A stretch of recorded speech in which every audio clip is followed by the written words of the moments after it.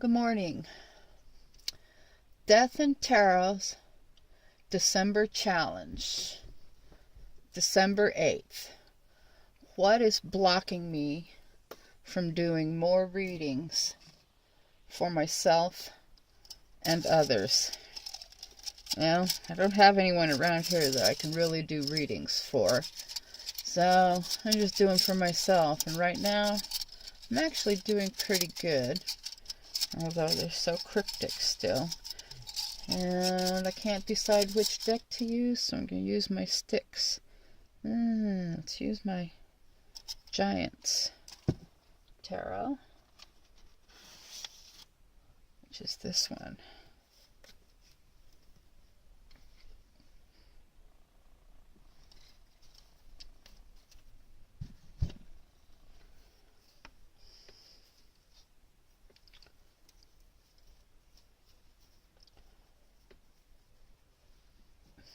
Let's light everything up.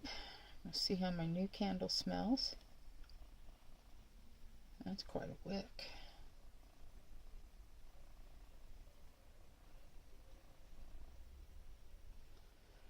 And the purple one's short, so I'm gonna light it last. And let's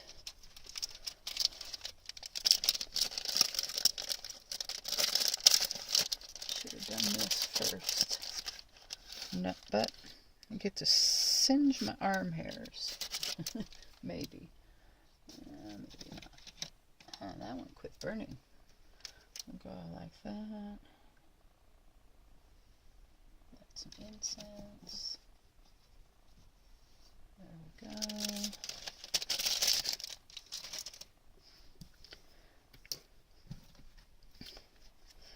And Giants Tarot. This one is an easy shuffling deck. They are tough, but very flexible.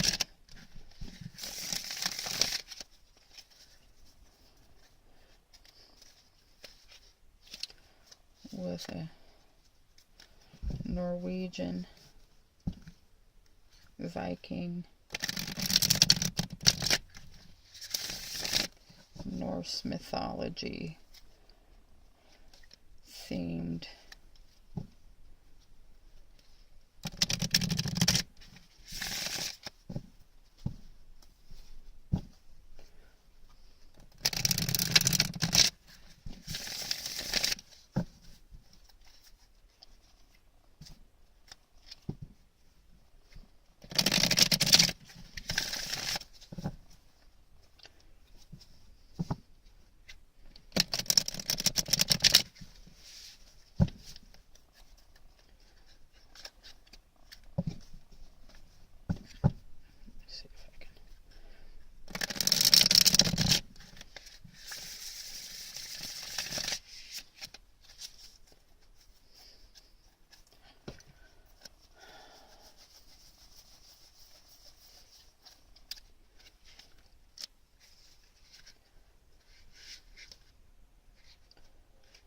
Let's see, we'll do a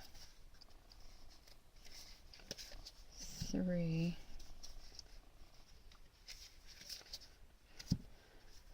and 1 for good measure.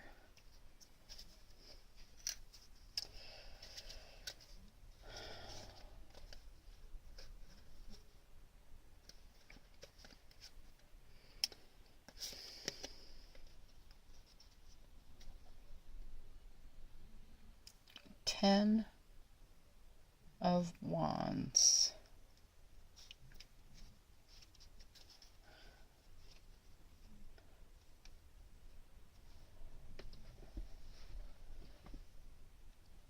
Rhyme.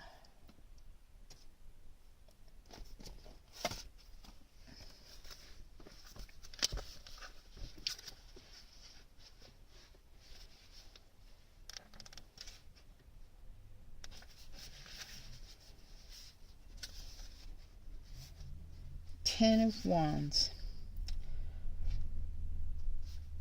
Rhyme is the boatman of Hela.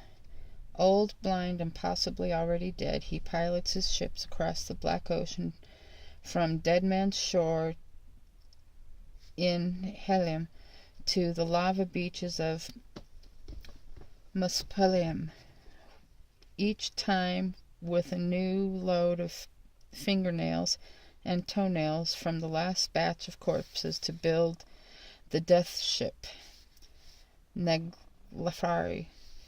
If Ragnarok comes, he will pilot Neglafari. Boy, my pronunciations are probably awful. Its first and final journey, carrying all the dead of Helheim and all the giants who choose to fight the powers of Asgard. The Ten of Wands is the card of great and terrible burdens that have been placed on someone, perhaps without their consent, but that they dare not lay down because it would go ill for others. Weird has decreed that they must keep on in their struggle for the sake of those who depend on them, or lose their honor entirely.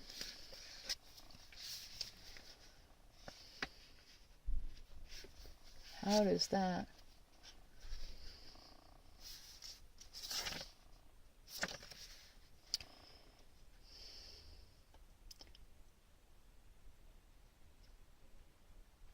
Let's just eat.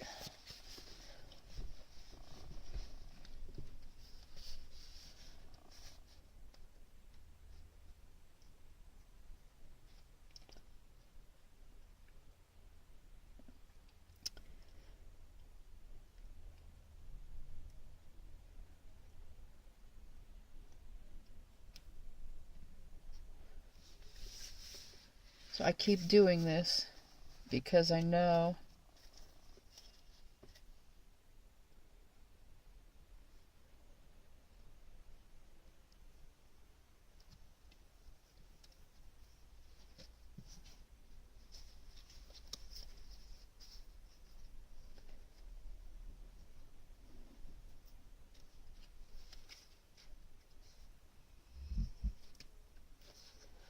some in my life don't think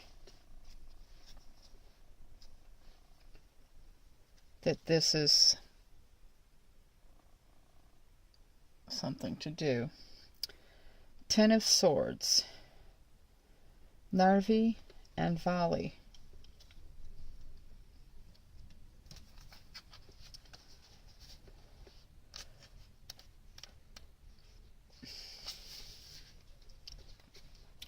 When Loki married his second wife, Sigyn, they had 2 sons together whom they named Narvi and Vali.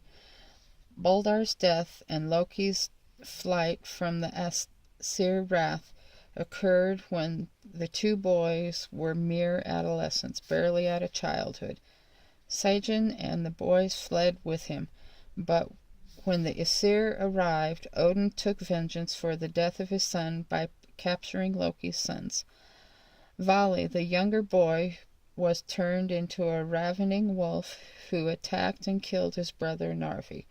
Loki was then bound in an underground cave with the intestines of his dead son.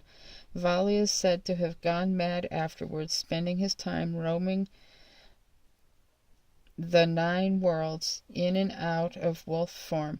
Sigyn's aspect as the mourning mother embodies her grief for the destruction of her sons.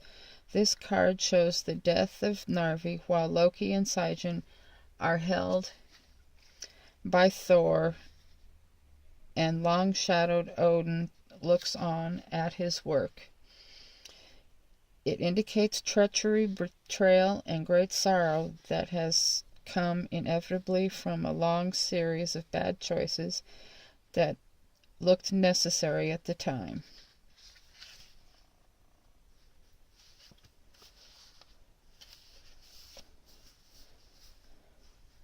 I haven't been doing this because of the way people feel about cards in general, but I'm doing it now. The Hermit. Handala. The Hermit is one of my birth cards.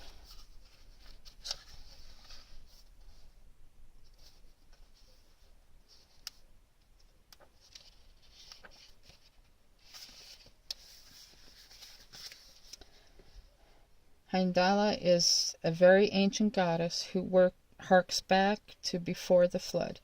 She is the goddess of genealogy and blood-walking, and is called upon to find one's way through the tangle of one's ancestral web. Handala is the hag of the northern mountains of Jotunheim, and is consulted for her expertise by Freya in one saga. Her name means hound, and she is fond of both hounds and wolves. She is shown in this card with one pet of each type, searching the great web of ancestry, both human and otherwise. Her card in this deck symbolizes retreat to a quiet place. Handala spends much of her time in trance to study the ways of wisdom, or to work on knowing oneself and exploring one's inner landscape.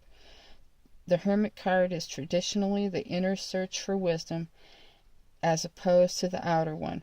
Look within to find what cannot be found without.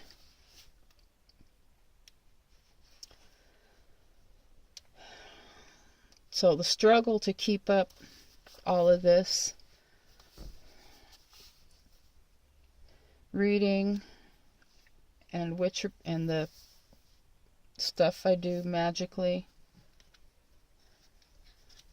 and to connect with my gods and my ancestors. This is what's doing it. I do it for that purpose. And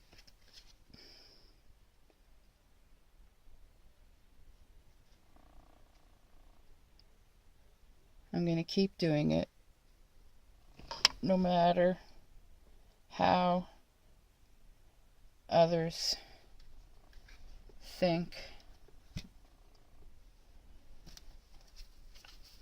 So, judgment. Mordgund.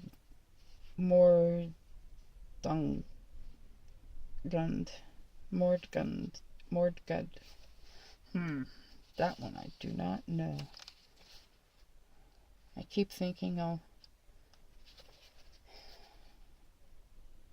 get into my Norwegian dictionary and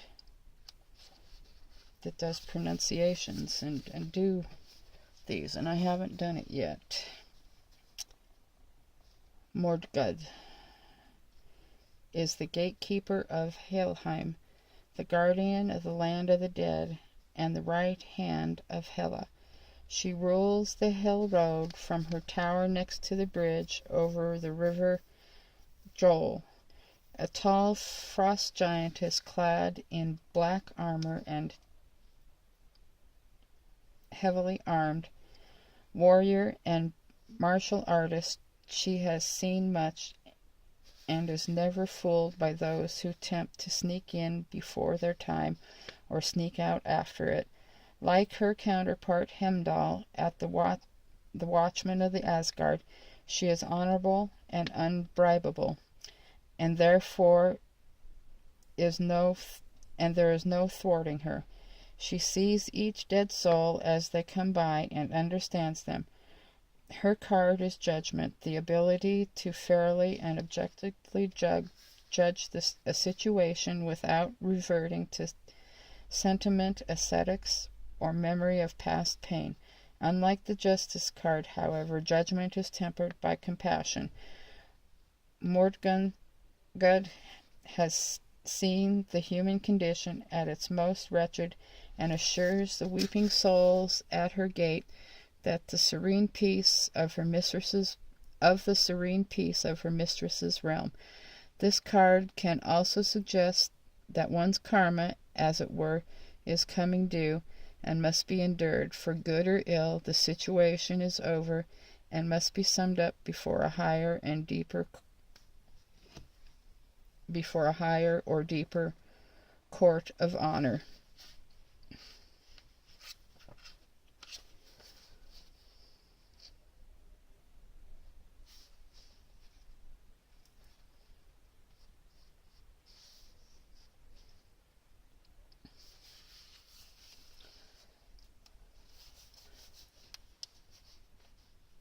Reading for myself allows me connection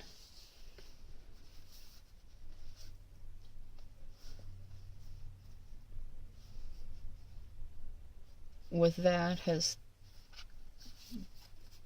come before and will pass.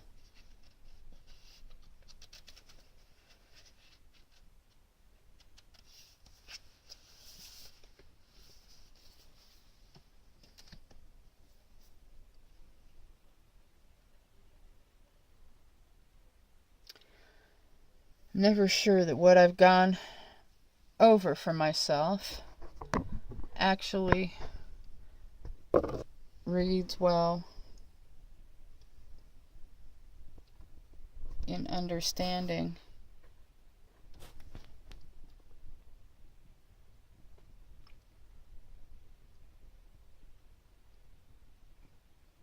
what the cards have to say, or whether or not I've tied it all together right.